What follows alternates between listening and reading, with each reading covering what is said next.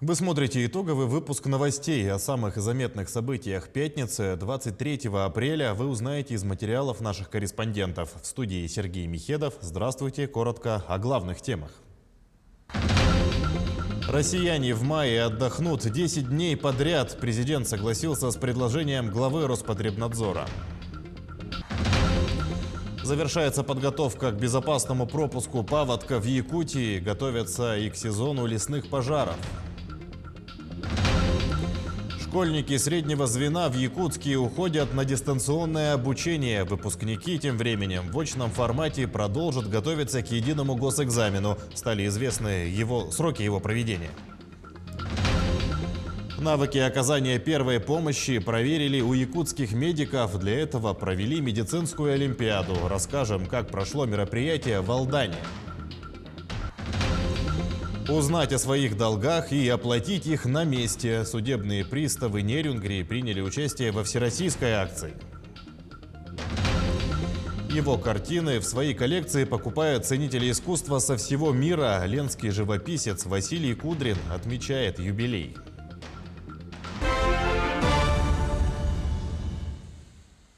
С 1 по 10 мая в России объявят выходными днями. Президент Владимир Путин согласился с идеей руководителя Роспотребнадзора Анны Поповой сделать нерабочим период между майскими праздниками в связи с ростом заболеваемости COVID-19. Соответствующий указ глава государства подпишет сегодня. Коллеги говорят о том, и это, собственно, наше предложение, чтобы вот эти дни были непрерывными. Если бы это было возможно, это позволило бы прогноз эпидемиологический сделать более стабильным. И, конечно же, дать возможность людям побыть на свежем воздухе, но и отдохнуть, потому что, конечно же, все об этом отдыхе мечтают. И, конечно, я думаю, что все такого отдыха бы ждали. Но вот в эпидемиологическом плане это было бы очень значимым решением для того, чтобы дальнейший этап эпидемиологически был более стабилен. Я прошу вас очень нас поддержать. Спасибо большое.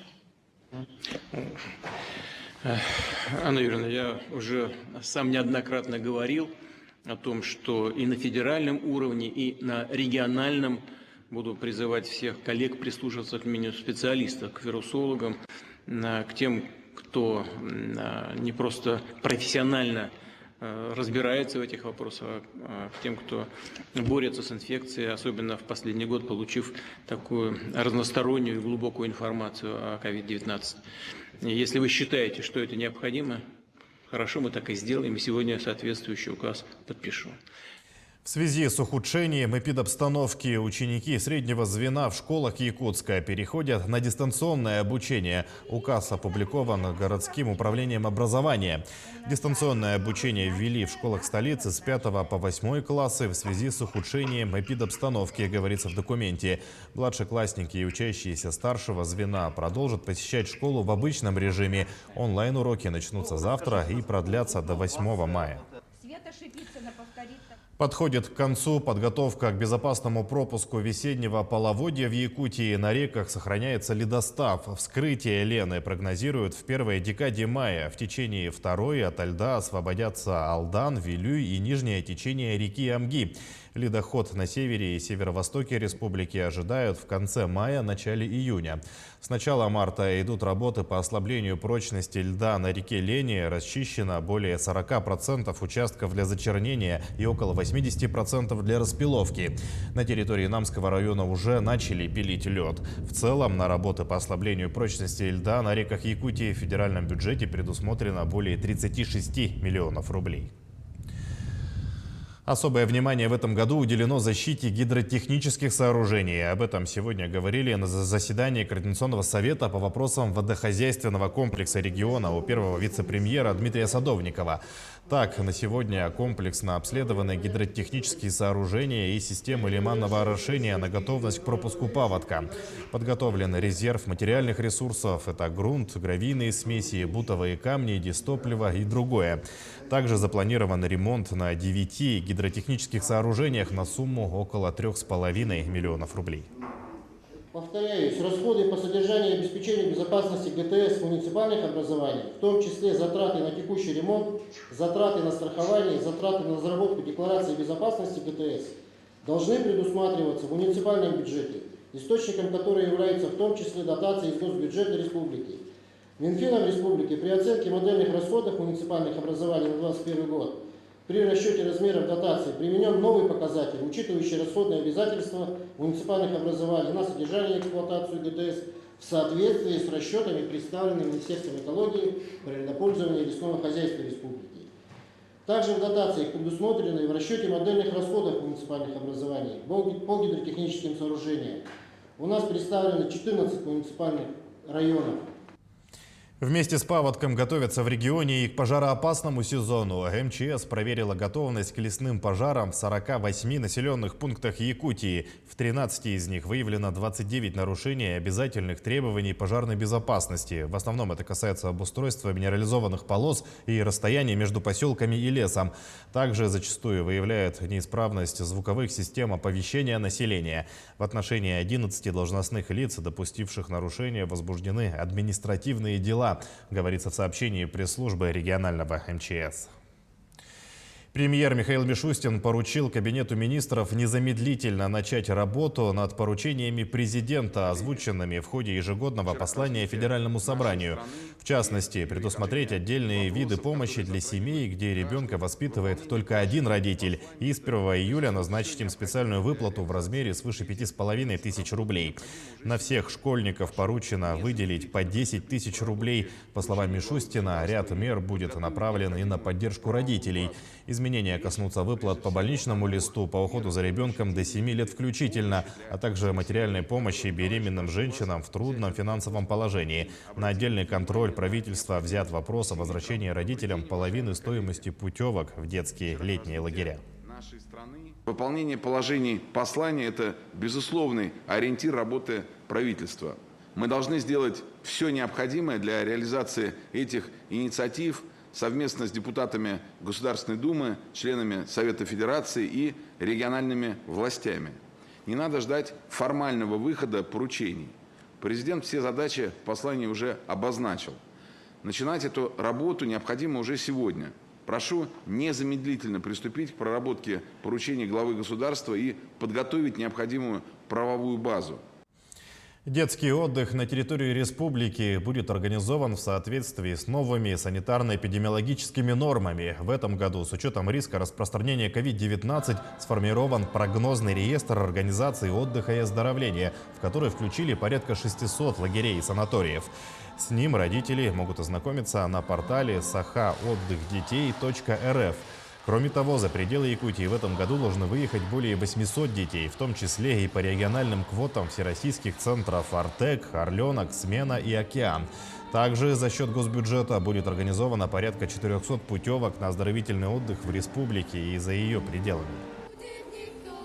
Чтобы попасть в эти именно федеральные детские центры, родителям нужно зайти на сайты федеральных детских центров, то есть отбор проходит по системе автоматизированная система путевка. У нас сейчас работает горячая линия, номер телефона 8 924 868 72 68.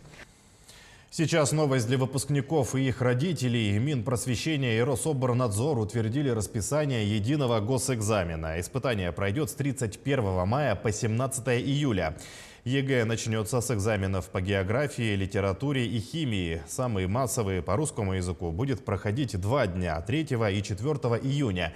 ЕГЭ по профильной математике запланирован на 7 июня. Экзамен по истории и физике пройдет 11 числа. Обществознание сдадут 15 июня. Биология и письменная часть по иностранным языкам намечены на 18 июня. На 21 и 22 июня запланирована устная часть ЕГЭ по иностранным языкам. Информатику сдадут 28-29 июня и 2 июля. Затем начнется дополнительный период для тех ребят, кто пропустил основные дни. Он пройдет с 12 по 17 июля. Отборочные соревнования 9-го национального чемпионата «Молодые профессионалы» проходят в Якутске. В них участвуют 319 конкурсантов из 55 регионов страны. Лучшие примут участие в финале чемпионата, который пройдет во второй половине июля в Башкортостане. Ульяна Шагина ознакомилась с площадками для соревнований и оценила уровень мастерства молодых профессионалов. В этом году Якутск, наряду с другими городами страны, выбран одной из площадок для проведения отборочных соревнований. Показать свое мастерство в разных компетенциях приехали студенты и школьники из других регионов. И, конечно же, якутские участники. Все они победители региональных туров. Цель выпала достаточно легкая. Надо создать не человека, а именно мультяшного персонажа. Там особо знаний не надо. Мы все создаем троллей из мультфильма «Тролли». Такие милые, большие, пушистые. Колледж связи проводит соревнования по 4 компетенциям. И 3D-моделирование – одна из них. Отметим, что в прошлом году учреждение выиграло региональный грант, благодаря которому здесь появились современные мастерские для обучения не только студентов, но и школьников. Актуальность новых профессий среди молодежи бесспорна. Ребята идут по каждой компетенции. Мы уже, соответственно, уже участвуем на соревнованиях по чемпионату WorldSkills. Ну, в принципе, есть, да, набор есть. Участница из Ивановской области Анна впервые попала в отборочный этап. Волнение участников понятно. Каждый из них представляет свое учебное заведение. И, конечно, подвести коллег и товарищей никто не хочет. Прошло только ознакомление с техникой. Вот, впереди будут конкурсные задания. Вот, предвкушаю. За каждым участником прикреплен свой тьютер. Помощники опытные в той или иной области специалисты подскажут и объяснят, если что непонятно. Вот и с Анной приехал ее личный эксперт в области графического дизайна. Я приехал с ней, да, я ее поддержка. Вот. Я видел ее на конкурсе, но на тот момент у меня была другая участница, которой я был компатриотом. Вот. А сейчас нас направили сюда, поскольку региональный этап, полуфинал. Между тем, уровень якутских участников оценивают и международные эксперты. В регионе движение WorldSkills развивается с 2013 года. За этот промежуток времени республика стала одной из самых активных участников, из года в год улучшая и увеличивая количество разных специальностей на местах. Якутские участники сделали прогресс по сравнению с тем, когда они вступили в движение. Они развиваются и достигли уже вполне хорошего уровня в своем федеральном округе. Конечно, еще нужно учиться дальше, но это только начало. Всегда у нас поступательное движение, правильно? Соревнования продлятся до конца этой недели. Результаты же будут только в мае. И только лучшие из лучших пойдут дальше представлять свой регион уже в чемпионате страны, который летом пройдет в Башкортостане. Ульяна Шагина, Павел Пахомов, Якутск. Студенты медицинских среднеспециальных учебных заведений Якутии померились навыками и мастерством в оказании первой помощи. Будущие фельдшеры соревновались в Якутске, акушеры в Нерюнгри, а сестринской площадкой стал Алданский медицинский колледж. В испытаниях попробовали силы 9 будущих медсестер. Как действовать в экстренных случаях, узнала Татьяна Вахнина. Мужчина 35 лет потерял сознание, дыхание и пульс отсутствуют. Оказавшийся поблизости медработник проводит реанимационные мероприятия, которые должны дать результат до приезда бригады скорой помощи. Таковы условия задачи, которую предстоит решить участникам Республиканской медицинской олимпиады по оказанию первой помощи. Что собой представляет Олимпиада? Олимпиада представляет собой выполнение практикоориентированных заданий. Состоит из 2 уровней. Первый уровень предполагает контроль теоретических знаний, а второй уровень предполагает непосредственно уже демонстрацию нашими студентами профессиональных умений, собственно говоря, по специальности сестринское дело. В Олимпиаде приняли участие студенты медицинских СУЗов республики. Акушеры и фельдшеры показывали знания в Нерюнгри и в Якутске, а Алданский медколледж стал сестринской площадкой. Профессиональными умениями хозяева померились со студентами из Жатайского техникума, Якутского и Нерюнгринского медицинских колледжей. В качестве экспертов присутствовали старшие медицинские сестры Алданской центральной районной больницы. Экспертами являются также на аккредитационной комиссии, ежегодной традиционной, которая проводится среди выпускников Алданского медколледжа, и на демо-экзаменах, на системе WorldSkills, который был запущен. Перед выполнением заданий никаких зубрежек и повторений, а волнение и напряжение студенты снимали на психологическом тренинге. Олимпиада включила две части – теоретическую и практическую. С теорией участники, по их ощущениям, справились успешно. Олимпиада проходит успешно, в принципе. Мы прошли первые два этапа – тестирования и перевод текста. Я думаю, что я написала отлично, потому что подготовка у всех она достаточно достойная. Практическая часть проходила по 3 модулям. Помимо сердечно-легочной реанимации, студенты оказывали помощь пациентам по терапевтическому и хирургическому профилям. Участники продемонстрировали навыки в наложении повязок и умение производить внутривенные вливания. Мы прошли уже на первом курсе, уже основа, поэтому все легко. Главное настроиться на позитиве, да? Кроме профессиональных знаний и навыков, оценка включала множество критериев, в том числе соблюдение правил безопасности и знание асептики и антисептики. А победители Республиканской медицинской олимпиады покажут знания на российском уровне. Татьяна Вахнина, Георгий Баранов, Алдан. Дополнительные средства администрация Якутска направит на бесплатное горячее питание школьников начальных классов. Отмечается, что бюджет города увеличился на 1 миллиард 700 миллионов рублей. Из них трансфер из республиканского бюджета составил 1,6 миллиардов. Таким образом, доходы бюджета столицы составят почти 19 миллиардов рублей, а расходы – 19 миллиардов и 700 миллионов. Сообщается, что будут увеличены расходы по большинству муниципальных программ. На программу «Культура» выделят дополнительно более 1,5 миллиона рублей. На программу «Молодежь, семья, спорт, здоровый город» – 6,8 миллионов.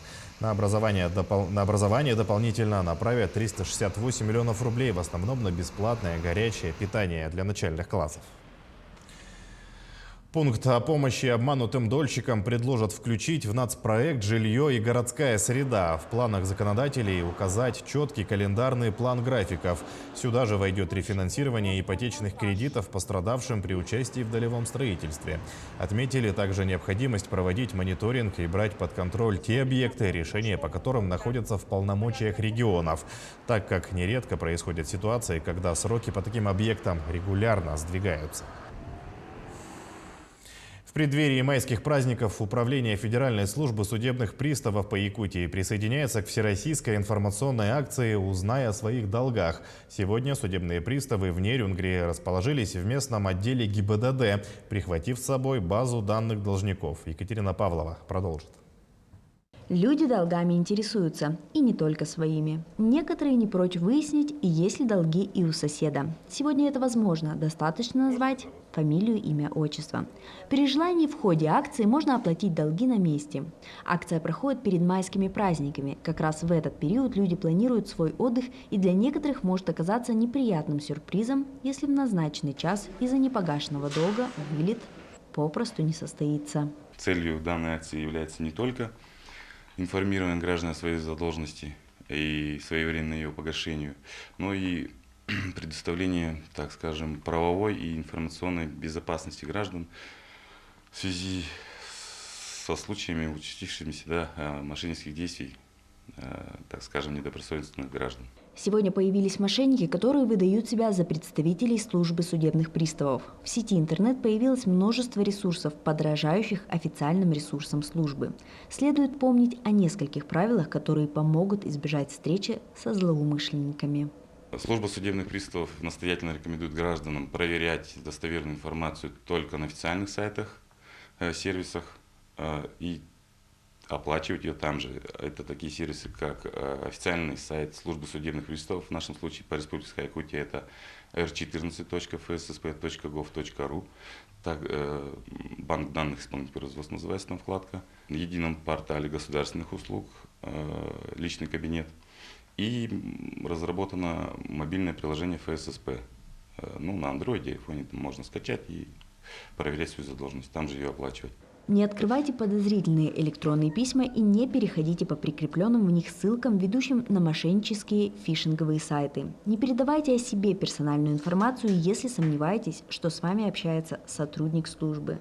Уточняйте данные об исполнительном производстве на официальных сервисах или лично в местном управлении службы. Екатерина Павлова, Сергей Козюра, Захар Головин, Нерюнгри. Стоимость продуктов питания в России в марте выросла на 15,5%, что почти в 3 раза выше официального уровня инфляции. В утвержденном правительством перечне находятся 24 главных продукта. Больше всего подорожал картофель на 58%, что в 10 раз выше инфляции. Следом идут морковь, сахар, песок, куриные яйца, гречневая крупа и подсолнечное масло.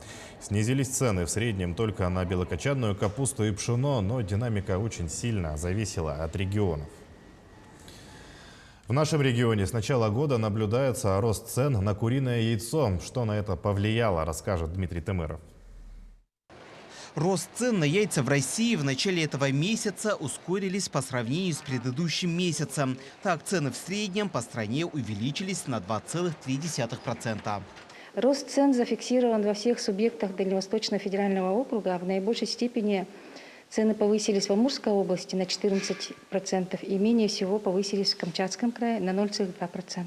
В определенной мере на цены повлияло повышение стоимости кормов, что связано как с изменением курса валюты и удорожанием импортных компонентов, так и с резким увеличением цены зерна в сентябре-октябре прошлого года. Мы, как отраслевики, это объясняем тем, что у нас подорожали ресурсы, используемые в производстве. Это сырье и компоненты для производства кормов, также все материальные ресурсы, которые мы используем в производстве. Вместе с тем повышение цен на яйца наблюдают и сами жители региона. Наблюдаем, повышение цен есть. На яйца, на 10-15 рублей точно. Конечно, подорожало немножко. Цены растут безбожно. По словам руководителя якутской птицефабрики, повышение цен на их продукцию незначительное, что сильно не бьет по кошельку потребителя. Сегодня наоборот, цены на привозные яйца выросли в разы по сравнению с местными. 98 это за десяток, соответственно, 9 рублей 80 сейчас стоит отборное яйцо. Раньше стоило 9 рублей 40 копеек, то есть оно подорожало на 40 копеек. К нам в республику везут яйца в основном столовой первой категории. Это яйца, по которым срок хранения при соблюдении всех условий хранения температурного режима, оно может доходить до 90 дней. Мы проводим также мониторинг, и мы видим, что завозное яйцо столовой первой категории стоит в магазинах 12 рублей. Да и в отличие от привозных яиц, яйца местных производителей свежее. То, что мы реализуем, это свежее. Не зря наш слоган – это «свежее каждый день». Потому что то, что курица снесла, практически день в день или на следующий день попадает на прилавок. И сегодня в преддверии Дня Великой Пасхи самым главным атрибутом праздничного стола, конечно же, становятся яйца. Поэтому республиканские птицефабрики в эти дни работают в особо усиленном режиме, чтобы на прилавках якутских магазинов были свежие куриные яйца. Поставка яиц у нас идет постоянно, то есть менеджера заказывают. На Пасху мы готовы полностью, объем яиц тоже отработан полностью. Есть различные у нас виды яиц. Приходят, то есть новосибирские яйца первой и отборной категории. Наша местная птицефабрика есть тоже. Перепелиные есть новосибирские. То есть у нас полностью ассортимент готов к Пасхе. Дмитрий Темыров, Григорий Охлопков, Екатерина Амосова, Виктория Федорова, Татьяна Филиппова, Якутск.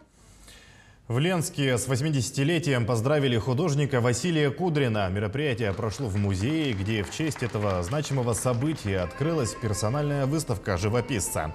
Василий Кудрин – известный художник не только в Ленском районе, но и за его пределами. У него особый подход к живописи. Его картины приобретают в свои коллекции люди со всего мира. Произведения художника находятся в собрании Национального художественного музея Якутии и в частных коллекциях многих стран мира – Англии, Германии, Франции, Канады, США, Китая и многих других. Отметим, что дети Василия Кудрина пошли по стопам отца, его дочки тоже художницы и также известны на весь мир.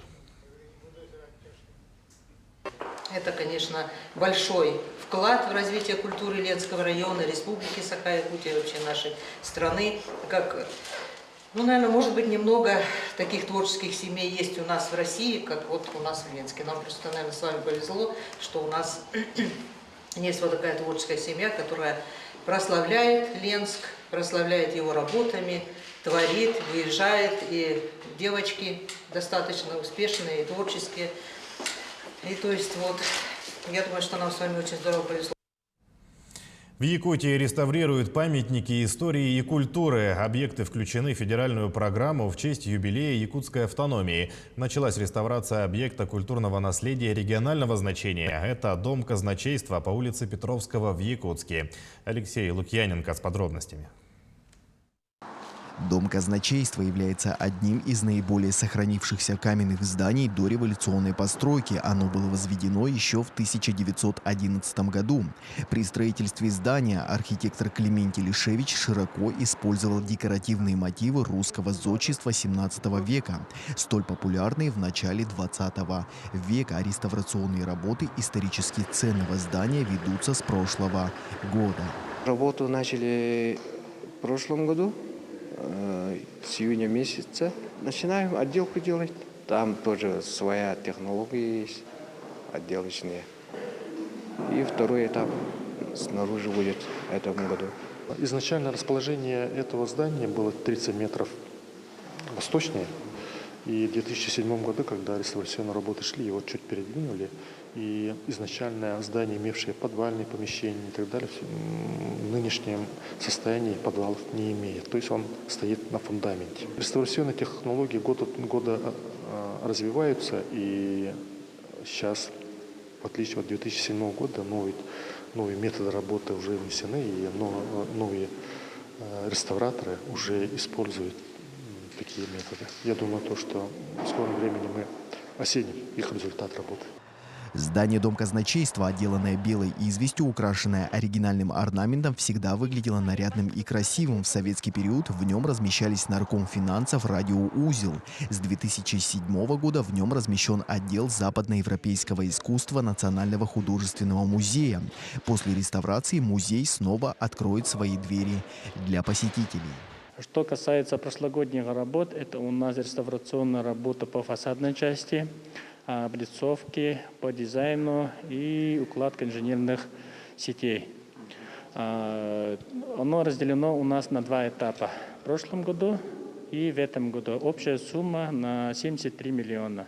В этом году у нас планируется то же самое окончание фасадных работ, инженерных сооружений, замена котлов, благоустройство площадок и наружное освещение территории. Окончание строительства в ноябре этого года. В настоящее время специалисты спорят о правильности присвоения объекту культурного наследия имени архитектора Браумгартена, так как по всем документам работы велись под руководством Климентия Лишевича. Департамент к этому вопросу решил вернуться после завершения реставрационных работ. Алексей Лукьяненко, Григорий Хлопков, Якутск. И о погоде. Синоптики прогнозируют усиление ветра на юге республики в ближайшие сутки. По данным Якутского управления гидрометеослужбы, скорость ветра в порывах будет достигать от 15 до 18 метров в секунду в Алданском и Нерюнгринском районах. Также порывистый ветер со скоростью до 15 метров в секунду сохранится в ночь на 24 апреля в Ленском районе. В Якутске ночью ожидается снег, температура воздуха опустится до -6 и -8 градусов. Завтра днем преимущественно без осадков, ветер северо-западный в порывах может достигать 13 метров в секунду. Температура воздуха +1, +3 градуса. Такое наши корреспонденты увидели уходящую пятницу. Помните о безопасности, носите маски, соблюдайте дистанцию в общественных местах. Всего доброго и удачных вам выходных.